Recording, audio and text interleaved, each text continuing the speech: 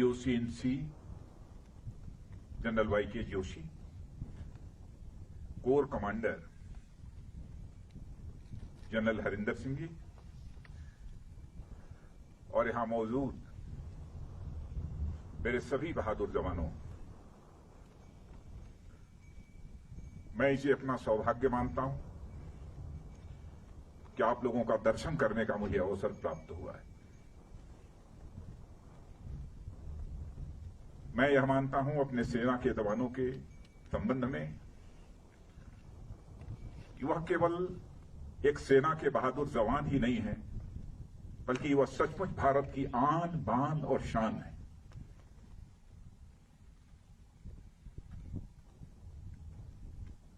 समय समय पर जो भी करिश्माई काम हमारे सेना के जवानों के द्वारा किया गया है, उस पर समस्त देशवासियों को नाज है। आज यदि आपसे मिलकर मुझे बेहद खुशी हो रही है, तो मन में एक पीड़ा भी है, गम भी है। हाल में ही भारत और चीन के जवानों के बीच PP-14 पर जो कुछ भी हुआ,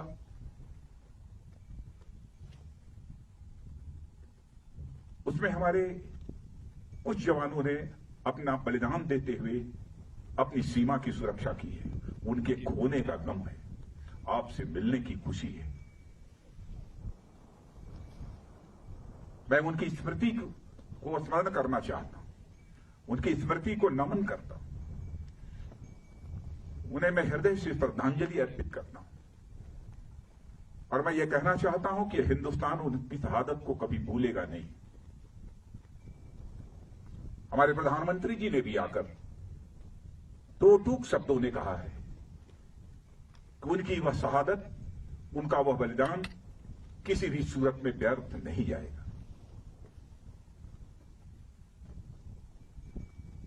आप जैसे सेना के जवानों को जिन मां बाप ने पैदा किया है, सचमुच मैं शीश झुकाकर उन मां बाप का भी अपनी तरफ से हार्दिक अभिनंदन करता हूं। हाल में जो कुछ भी हुआ है, भारत और चीन के सेना के जवानों के बीच, मैं कह सकता हूं कि आप लोगों ने केवल भारत की सीमा की सुरक्षा नहीं की है, बल्कि भारत के 130 करोड़ भारतवासियों के सम्मान की आपने सुरक्षा की। इसके लिए भी मैं अपनी तरफ से आप सबका हार्दिक अभिनंदन करना चाहता हूं और देश के अपने सारे ऐसे सेना के जवानों का अभिनंदन करना चाहता हूं। कैसी स्वाभिमान की भावना आप सबके अंदर है। क्या आप सब कुछ बर्दाश्त कर सकते हैं, लेकिन अपने स्वाभिमान पर किसी भी सूरत में चोट नहीं बर्दाश्त कर सकते। आप सभी जानते हैं कि मनुष्य के हृदय की सबसे बलवती भावना यदि कोई होती है तो स्वाभिमान की भावना होती है। स्वाभिमान ये व्यक्तिगत भी होता है, समाज का भी होता है, क्षेत्र का भी होता है, परिवार का भी होता है, लेकिन सबसे ऊपर एक स्वाभिमान होता है, राष्ट्रीय स्वाभिमान। यदि व्यक्तिगत रूप से हमें कोई अपशब्दों का प्रयोग करता है तो हमारा व्यक्तिगत स्वाभिमान जागृत हो उठता है और उससे हम दो हाथ करने के लिए तैयार हो जाते हैं। वैसे ही हमारे राष्ट्र की सीमाओं पर यदि कोई आंख उठाकर देखने की जरूरत करता है, उस समय हमारा जो स्वाभिमान जागृत होता है उसे हम राष्ट्रीय स्वाभिमान कहते हैं। इसी राष्ट्रीय स्वाभिमान की भावना के कारण ही आप अपनी जिंदगी की चिंता नहीं करते हैं, अपना सर्वस्व न्यौछावर कर देने के लिए तैयार हो जाते हैं। भारत को आजादी भी मिली है तो इसी राष्ट्रीय स्वाभिमान के भावना के कारण ही मिली है। चाहे वह चंद्रशेखर आजाद रहे हों, सरदार भगत सिंह रहे हों, खुदीराम बोस, अशफाकुल्ला खान जैसे लोग रहे। इसी राष्ट्रीय स्वाभिमान की भावना के कारण ही हंसते हंसते फांसी के फंदे को चूम लिया था, तब जाकर यह हमारा भारत आजाद हुआ।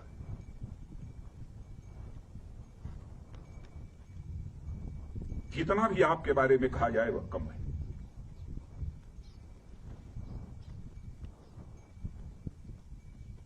इस समय सीमा के विवाद को सुलझाने के लिए बातचीत का दौर चल रहा है।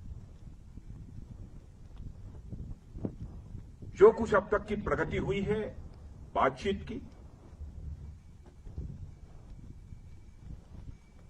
मामला हल होना चाहिए।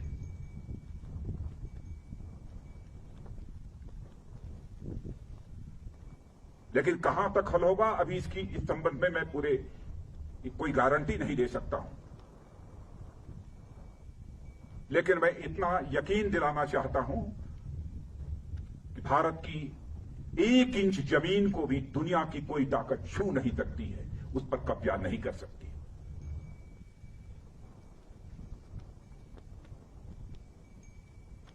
लेकिन बातचीत के द्वारा यदि समाधान निकलता है तो इससे अच्छी बात और कोई दूसरी नहीं हो सकती है। वह सिलसिला चल रहा है, मिलिट्री लेवल पर भी बातचीत चल रही है, डिप्लोमेटिक बातचीत भी चल रही है। भारत का जहां तक सवाल है, भारत दुनिया का इकलौता देश है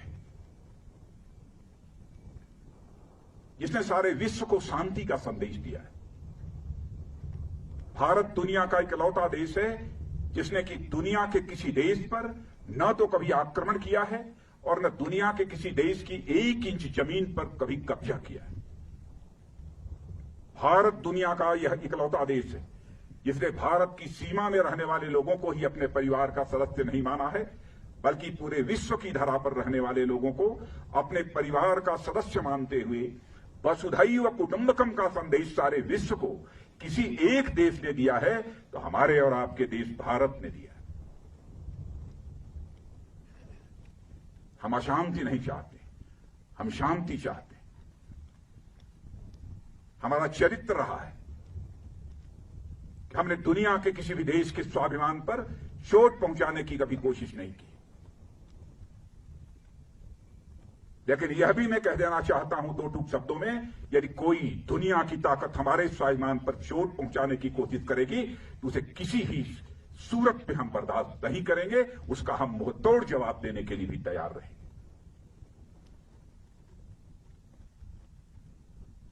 आप सबके ऊपर नाज है और आप सबके बीच आकर सचमुच मैं स्वयं को बहुत ही गौरवान्वित महसूस कर रहा हूं। इसीलिए यह सब सारी बातें मैं बोल रहा हूं। आपके ऊपर भरोसा है।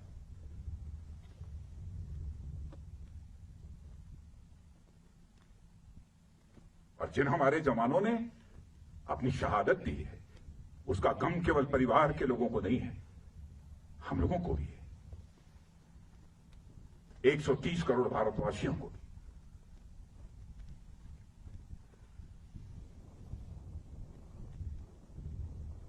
मैं आप सबको बहुत हमारी इच्छा थी कि आप तभी से हमारी भेंट हो। और मित्रों, भरोसा रखना, अब हमारा भारत यह कमजोर भारत नहीं है। भारत का एक सशक्त नेतृत्व है। नरेंद्र मोदी जैसा प्रधानमंत्री हमको मिला है, फैसला लेने वाला प्रधानमंत्री, दृढ़ इच्छा शक्ति का प्रधानमंत्री।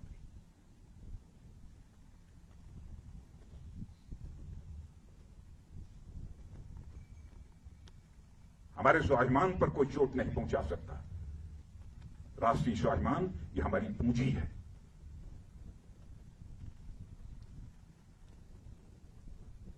आज के अवसर पर मैं समझता हूं कि और अधिक कुछ कहने की जरूरत नहीं है। लेकिन यदि आज हम लद्दाख के क्षेत्र में यहां पर खड़े हैं और इस फॉरवर्ड पोस्ट पर आकर आप सबसे मिलते हुए जहां मुझे बेहद खुशी हो रही है, वहीं पर इसी लद्दाख के कारगिल द्रास सेक्टर में भारत की सीमा की रक्षा करते हुए, 1-1 इंच जमीन की रक्षा करते हुए हमारे सेना के जवानों ने जो शहादत दी है, उनको भी मैं इसमें स्मरण करना चाहता हूं और उनको भी मैं श्रद्धांजलि अर्पित करना चाहता हूं, क्योंकि कारगिल दिवस की भी एनिवर्सरी 26 जुलाई को है। और यहां आया हूं तो मैंने सोचा कि दिल्ली से तो उनको स्मरण करेंगे ही, लेकिन इस लद्दाख की धरती पर आकर उनको स्मरण करना चाहता हूं। और उनकी शहादत सदैव हम सब के लिए एक सोर्स ऑफ इंस्पिरेशन, एक प्रेरणा के स्रोत के रूप में काम करती रहेगी।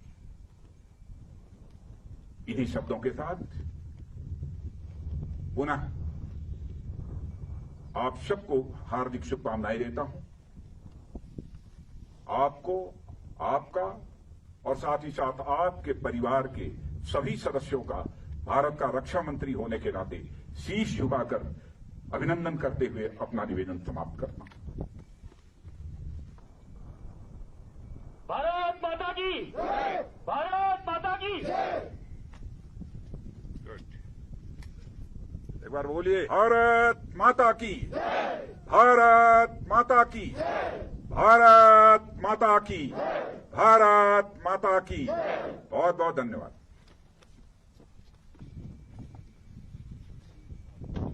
भारत माता की, भारत माता की, भारत माता की, भारत माता की, भारत माता की, भारत माता की, भारत माता की, भारत माता की, भारत।